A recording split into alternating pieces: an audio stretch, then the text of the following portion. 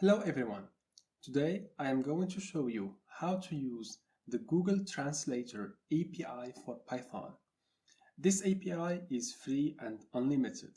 You might consider using this option if you don't have a powerful computer to run some open source models that are available on the Hugging Face hub. Those models can do the translation too, but as I said, you need to have a good computer to run them locally. But using this API, you are going to translate sentences for free and you are not going to run the model locally. It is going to be running in the cloud. In this video, I will show you how to read a TXT file or a PDF file, extract the text, and then translate it. Let's start. First, we need to install the Googletrans library. This is easy to do. Just open the terminal and paste the following command. pip install Googletrans and make sure to install this specific version or you will have some problems with the library. If I hit enter, you can see that I already have this library installed, but in your case you are going to download it if you don't have it on your system. After that, open your IDE and create a new notebook. I will call it main.ipynb. I will start by importing the translator class from Googletrans, the library that we have installed. Here choose your environment. I will choose this one. After that, let's see how to get the supported languages in this library. To do this, we can run the following code. We are importing these languages. This is basically a dictionary. If I control click on it, you can see that here I have all the languages. But I can print them for you like this. Here I am printing the language name as well as the language code. Later, when I will show you how to translate the text from a language to another, we will use one of these acronyms or language codes. Now, let's create an object from the translator class. Then let's create a variable called text and let's initialize it with the text that we want to translate. For example, hello, how are you? After that, we will use the translator object to translate the text, and this is done by calling the translate method. This method takes the text that we want to translate as input, the source language. By default, it is set to auto. This is useful if you don't know the source language. And finally, you need to specify the destination language. For example, I want to translate this text from English to French. To get a string back, we need to access the text property or the text attribute. And finally, I can print the translated text. You can see that hello, how are you was translated to bonjour, comment allez-vous? This is the translation for this sentence to French. Now let's create a new notebook where I will show you how to translate a TXT file.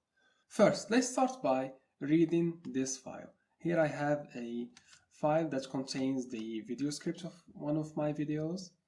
So I'll take this, it is in English as you can see, and I will translate it to French. So this code enables us to read the file and store the content into this text variable. You can see that the content of this file is stored in this text variable.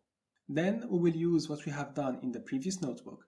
I will just instantiate an object from the translator class and pass the text that we extracted from this file to the translate method. And as you can see, here I have specified English, but I could keep it auto. And finally, I have set the destination language to French. And now if I run this cell, it should be able to translate this. And as you can see that here we have hello everyone, which is equivalent to bonjour à tous.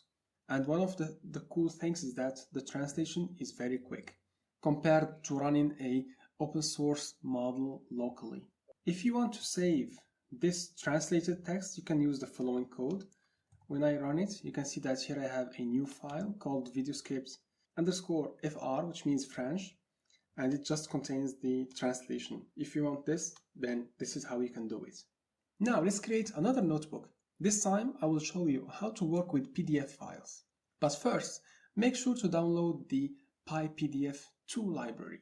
This is the library that you are going to use to read PDF files. Just copy it, go to your terminal, and paste the following command. And as you can see, the requirements is already satisfied, which is good, but in your case, if you don't have it, you need to download it. Now, inside the new notebook that you have created, we need to import the PDF reader class from PyPDF2. This class allows us to read a file that we have on our local storage. The reader object that we have created contains a lot of properties, and from those properties we have the pages, which returns the number of pages that we have in this PDF file. We can print it like this, and as you can see here, I have 29 pages in this PDF file. Let me open it to show you what does it contains. Basically, I have just downloaded the, let me show you. I have downloaded the Googletrans documentation. You can see that I have clicked here and then I have downloaded it as a PDF. And I'm going to translate this documentation from English to French. You can see that this is how it looks like. Googletrans documentation release 3.0. And yeah, it contains 29 pages, as you can see here. Now, let's extract the text and do the translation. First, let's import TQDM as well as the translator class. Then, let's create a variable called translated text. This variable will store the translated text. And again, don't forget to initialize the translator object. Let's loop over the pages. And here we are using TQDM to show a progress bar in the cell output.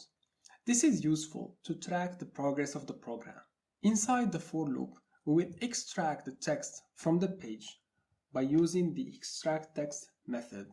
After that, we are going to convert it into a raw string, because if we don't do this, sometimes we might receive an error from the Googletrans library. And finally, we will add the translated text to the variable we created before. And here I am adding a new line just to separate between the pages. Before running this cell, I will comment this line to show you the error that we are going to receive. Okay, so the code is running. Here it says that no module named TQDM. We are getting this error because I forgot to tell you that we need to install this package also. Just use pip install TQDM. Now let's run this. You can see that we have processed the first pages, but when we arrived at a certain page, we are getting this error. And to solve it, this is the only solution that I could find, is to convert the text into a raw representation. Now if I run this, you can see that here we have the progress bar, and now we don't have that error that we got earlier. Now, when we print the translated text, we can see that the result doesn't look good. To solve this issue, we can replace some special characters with the following code. You can see that here, for example, a new line is represented like this, a backslash, then space, then n.